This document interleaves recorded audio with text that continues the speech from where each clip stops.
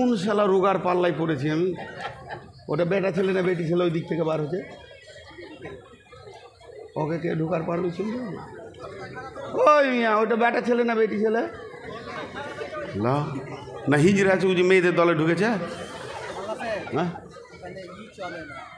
এই ওখানে পর্দা চলছে না, পর্দা যদি ডিস্টার্ব হয় মুশকিল হয়ে যাবে। আপনাদের বিরক্ত লাগছে নাকি ভাই? হ্যাঁ, তো আপনাকে যখন জিজ্ঞেস করবো তা একবার দুবার হা নাটা বলবেন ইনশাল্লাহ, ঠিক আছে? আপনারা হা না বললে আমাকে ভালো লাগবে আর কি। তো আমি মসজিদের ইতিহাস ধরেছি হালকা, এরপরে যে আয়াতের তর্জমাটা করব, তো আল্লাহকে সাক্ষী রেখে বলছি আপনাদেরকে এত ভালো লাগবে, পিসাব লাগলো, যেতে মন যাবে না। আমি দেখেছি, কারণ আল্লাহর কথার ভিতরে যে কি স্বাদ আছে শুধু মানুষকে দিতে পারলেই হলো। শুধু রসুলের ইতিহাসটা বলে দিই, কেন মসজিদ থেকে রোখা হলো। হাজি, ভারতবর্ষে মসজিদ ভেঙে দিলে একটা দুটা নয় কয়েকটা, আসামে মাদ্রাসা মসজিদ ভেঙে দিলে, রোহিঙ্গারা মসজিদ ভেঙে দিলে, আবার এখন রানিং চলছে ফিলিস্তিনে মসজিদ বোম দিয়ে ভেঙে দিলে। মসজিদ তো অনেক ভাঙলো, কিন্তু স্বয়ং সৌদির বুকে সৌদি সরকার ইসলামী রাষ্ট্রীতে একটা মসজিদ ভেঙেছে, কিন্তু তার পেছনে ইতিহাস আছে। এখন ঘটনাটা আপনাদেরকে শোনাবো, ধীর মিজাজে শুনতে থাকবেন, তো ইনশাআল্লাহ কিছু পাবেন। সেটা কি? আল্লাহর নবী দুইটা টাইটেল, নবী মক্কি, নবী মাদানী। কয়টা টাইটেল? নবী মক্কি, নবী মাদানী। আমি হলাম ওয়েস্ট বেঙ্গলের, এর জন্য আমাকে বলবেন বাঙালি, নূর মোহাম্মদ বাঙালি।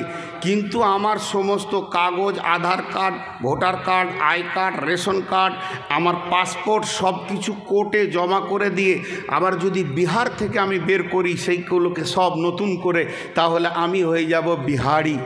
কারণ আমার জায়গা চেঞ্জ হবে, নামও চেঞ্জ হবে, তো আমি হয়ে যাব বিহারি।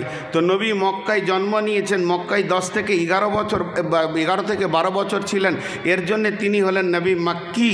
আর মদিনায় এসে থাকলেন 10 থেকে 11 বছর, দিয়ে এখানে ইন্তেকাল হয়ে এখানে তেনার দাফন হলো, তার জন্যে নবী মাদানী। তো রসুলের শত্রু ছিল 3 রকম। কয় রকম বললাম? কাফির, মুশরিক, মুনাফিক। কাফির, মুশরিক, মুনাফিক।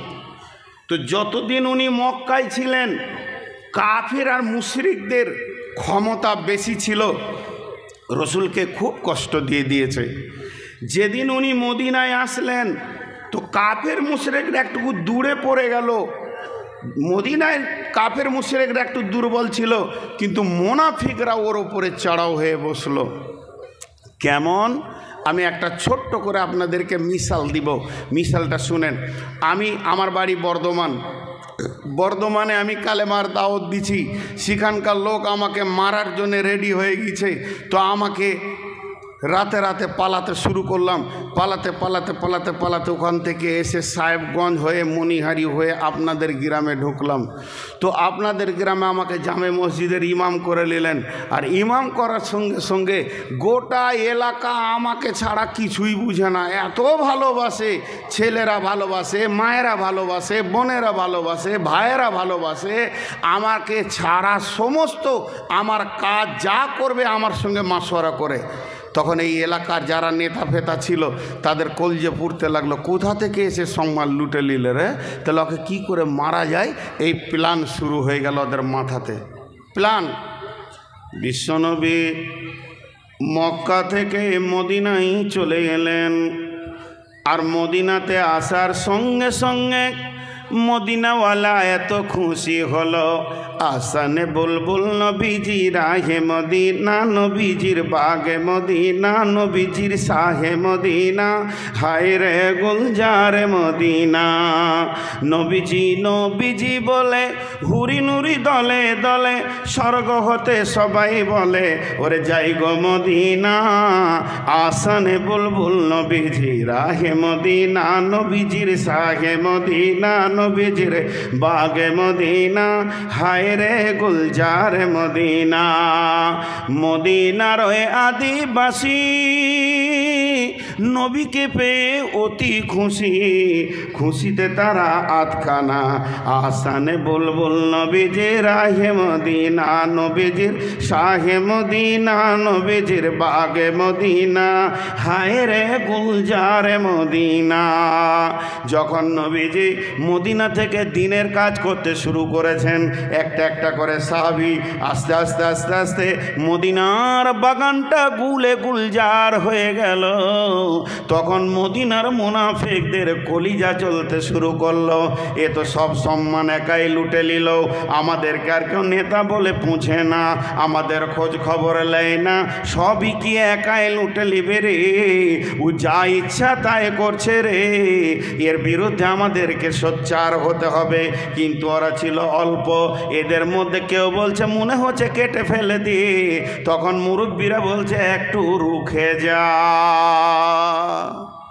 এদের গোপনে মিটিং হতে লাগলো, পাহাড়ে গিয়ে কোনো জায়গায় লুকিয়ে এরা গোপনে মিটিং করছে, যেটি মুনাফিক ওইটি ঠিক টাইমে পৌঁছিয়ে যেছে ওখানে গিয়ে, কাউকে বলতে হচ্ছে না। তোরই মধ্যে একজন বলছে কি করবে, উবাই ইবনে সলুলকে বলছে কি করবে তুই বল আমাদের নেতা। বলছে তাই তো রে, বিষয়টা অনেক জটিল, ওর দিকে যতটি ভিড় লেগে আছে, মারতে যাবি তো তোকে মেরে চাটনি বানিয়ে দেবে, কপালে জুটবে না কিল, শেষ পর্যন্ত শেষ হয়ে যাবি। তো বলে বুদ্ধি কর, ওকে মারবো না, মাছ ধরবো না লাগবে কাদা, সাপ মারবো তো না ভাঙবে লাঠি, তো এমনভাবে চলবো যে ওকে মার্ডারও করবো মুহাম্মদ সাল্লাল্লাহু আলাইহি সাল্লামকে, আর আমাদের দোষও হবে না, যদি দোষ হয় তো কতলের পরিবর্তে কতল করবে, ওর আইন খুব কড়া আছে। তখন ওদের মধ্যে যেগুলো মুরব্বী খুব জোরে নিঃশ্বাস ছেড়ে বলছে তাই তো রে, জিনিসটা জটিল হয়ে গেছে, তাই কাজ কর।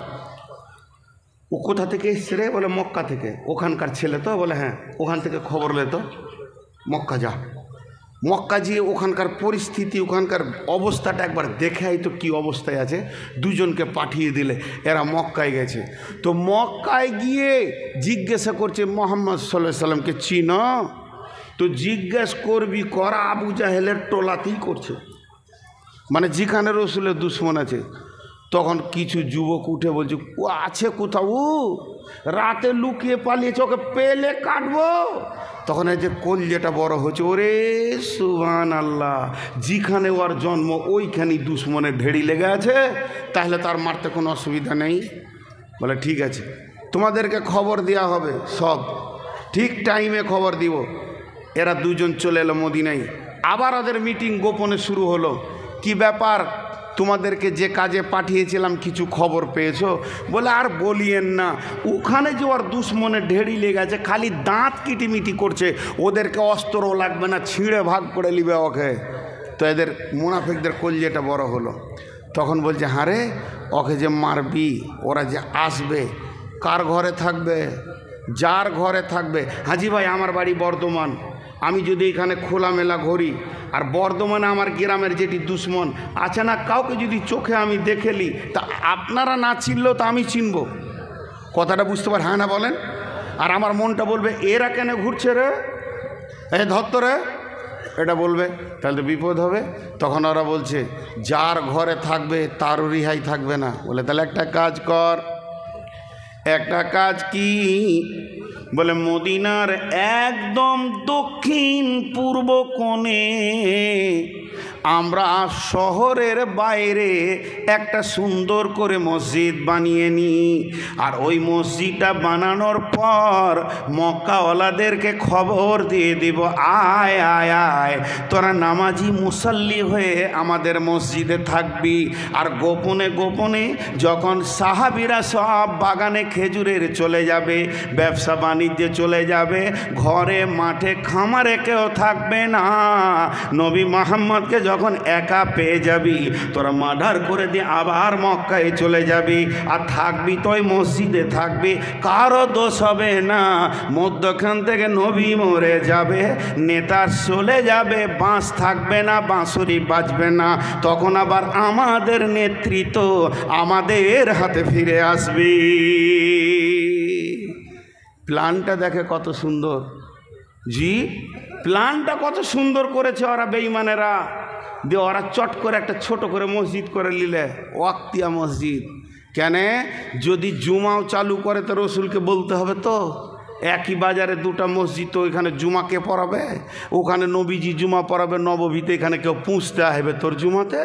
তো ওয়াক্তিয়া মসজিদ করে নিলে, মসজিদটা করে এবার ওরা বসে বসে ভাবছে যে এটা উদ্বোধন তো করতে হবে রে, শুরু তো করতে হবে। কাকে নিয়ে করবি? তো বলছে নবী মুহাম্মদ যদি এখানে নামাজ পড়ে শুরু না করে তো তোর মসজিদে কেউ মুততেও আসবে না। এখনও বেঁচে আছে, ওর দাম আছে। তো অখি ডাক। আপনারা শিলের পাটার উপরে যেটাকে এমনি করে পাথর ঘষেন ওইটাকে কি বলেন? নুড়া। নুড়া, নিচেরটা পাটা, ওপরটা নুড়া। তা আমাদেরও বাংলাতে বর্ধমানে নুড়া বলে। তো বর্ধমানের মেয়েরা একটা কথা বলে, আপনারা বুঝবেন কি না, মেয়েদের কথাগুলো মেয়েলি কথা।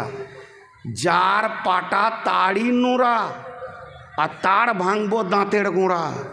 ও কত বড় খবিস মেয়ে, ও মারতে যাবে কাউকে তো ঘর থেকে কিছু নিয়ে যাবে না, ওর বাড়িতে ওর পাটা নোড়া নিয়ে ওকে মেরে আসবে ও। বুঝতে পেরেছেন কি না?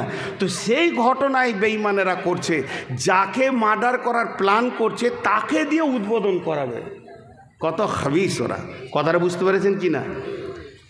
এইটা যখন নিয়ত করে নিল, একজন দুজন মুনাফিক গিয়ে বলছেন, ইয়া রাসূলুল্লাহ, ইয়া হাবিবাল্লাহ, দয়ার নবী গো, আমরা একটা মসজিদ বানিয়েছি, ওই মসজিদে আপনাকে গিয়ে সালাত পড়ে উদ্বোধন করে দিতে হবে।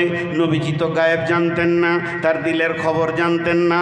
নবীজি বললেন, ঠিক আছে, তোমাদের কোনো চিন্তা নাই, আমি ঠিক টাইমে পৌঁছে যাব, তোমাদের মসজিদে একবার ইমামতি করে উদ্বোধন করে দিব, আর ওখানেই তোমরা নামাজ শুরু করে দেবে। আল্লাহর নবী গোসল করে নিয়েছেন, উজু করে নিয়েছেন, পোশাক পরে নিয়ে পাগড়ি পরে নিয়ে এবার ওই মসজিদের জন্য বের হয়েছে। এমন সময় জিবরাইল আমিন এসে ভিতরকার কুলের কথা খুলে দিল। ওয়াল্লাযীনা ইত্তাখাযু মাসজিদান জিরারান ওয়া কুফরা তাফরীকাম বাইনাল মুমিনি ওয়া ইরসাদাল লিমান হারাবাল্লাহা ওয়া রাসূলাহু মিন ক্বাবলু ওয়া লা ইয়াহলিফুন্না ইন আরাদনা ইল্লাল হুসনা ওয়াল্লাহু ইয়াশহাদু ইন্নাহুম লাকাযিবুন। হে নবী শুনেলেন, তারা তাদের কলিজা জ্বলছে কুফরির তাড়নাতে, জিদে আপনার বিরুদ্ধে মসজিদটা তৈরি করা হয়েছে। তারা এমন একজন বেঈমান, তারা প্রথম জামানা থেকেই আল্লাহর দুশ্মন, রসুলের দুশ্মন। তাদের দিলের তামান্না আলাদা, তাদের জবানের কথা আলাদা, দিলের সঙ্গে জবান তাদের মিল নাই। তারা বলছে মসজিদ বানিয়েছি, হালাকে ওটা আল্লাহর কাছে মসজিদ নয়, ওটা আপনাকে মারার চক্রান্তের ঘর হিসেবে ধরা যাবে। ওটা মসজিদে জেরার বলা হয়েছে, জিদের বশীভূত হয়ে করেছে। ও দয়ার নবী গো, ওদেরকে যতবার আপনি জিজ্ঞেস করবেন এটা কি, ওরা কসম করবে আর বলবে এটা মসজিদ। আর আমার আল্লাহ বলছেন ওয়াল্লাহু ইয়াশহাদু, অন্য কেউ সাক্ষী দেয়নি, আল্লাহ সাক্ষী দিয়েছেন, ইন্নাহুম লাকাযিবুন, এরা হলো মিথ্যুক, ওটা মসজিদ নয়, ওখানে নামাজ হবে না। লা তাকুম ফিহি আবাদা। ও দয়ার নবী গো, ওই মসজিদে আপনার মতো নবী পা দেবে, এটা আমার আল্লাহ মেনে নিতে পারছে না, অতএব আপনাকে ওই মসজিদে যেতে দেওয়া যাবে না। আরও লম্বা ঘটনা আছে, শুধু ঘটনাটাই যদি বলি তো সময় শেষ হয়ে যাবে। তো এমনভাবে মসজিদের ভিতরে